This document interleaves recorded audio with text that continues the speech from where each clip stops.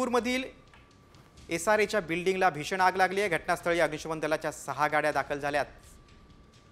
काही जण इमारतीत अडकल्याची भीती देखील व्यक्त होते। रहिवाशांना बाहेर काढण्याचे प्रयत्न सुरू आहेत। आपण दृश्यामध्ये बघू शकतो अग्निशमन दलाच्या 6 गाड्या दाखल झालेल्या आहेत।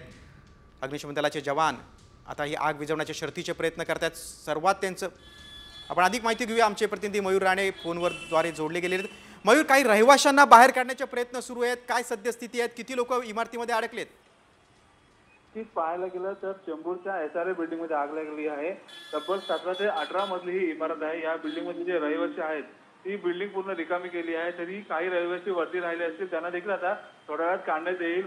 घटनास्थळावर मुंबई पोलीस देखील जे आहे ते दाखल झालेले आहे। मात्र ही आग आहे ती आता पसरत चाललेली आपल्याला पाहायला मिळत आहे।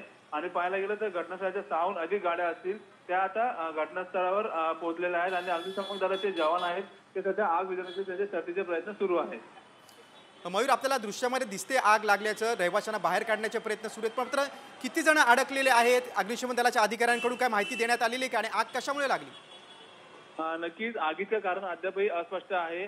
मात्र जे आगीचा जो वरचा भाग तुम्ही पाहिला गेला तर ते वरचे काही मजले आहेत, त्याच्यावर काही घरांमध्ये आहे ते जे रहिवासी ते अजून अडकलेले आहेत। मात्र अग्निशमन दलाचे काही जवान असतील त्यांच्यापर्यंत आता पोहोचण्याचा देखील प्रयत्न सध्या सुरू आहे आणि त्यांना लवकरच खाली करण्यात येईल।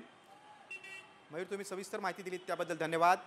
चेंबूरमधील ही दुर्घटना आहे। एका एसआरए इमारतीला आग लागलेली आहे। अग्निशमन दलाच्या 6 गाडी घटनास्थळी आहेत। अग्निशमन दलाचे जवान शर्थीचे प्रयत्न करत आहेत आग विझवण्याचा, मात्र काही जण इमारतीत अडकल्याची माहिती आहे। त्यांना बाहेर काढण्याचं काम सुरू आहे। आगीचं कारण मात्र अद्याप स्पष्ट झालं नाही। चेंबूरमधील ही दुर्घटना आहे। अगदी वर्दळीच्या ठिकाणी ही रस्त्याच्या कडेलाच ही इमारत आहे, एसआरएची इमारत आहे।